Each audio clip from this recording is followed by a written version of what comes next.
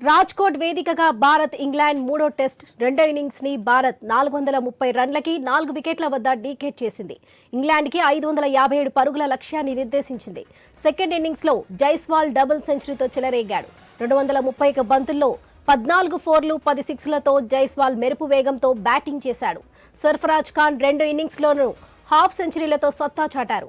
Bharat second innings లో జైస్వాల్ 214 పరుగులతో not out, Sarfaraz కూడా 68 పరుగులతో నాట్అవుట్ కాగా గిల్ 91 పరుగులతో రాణించారు. భారత్ తొలి ఇన్నింగ్స్ 445 ఆల్అవుట్ కాగా ఇంగ్లాండ్ తొలి ఇన్నింగ్స్ కి 319 పరుగులు చేసింది.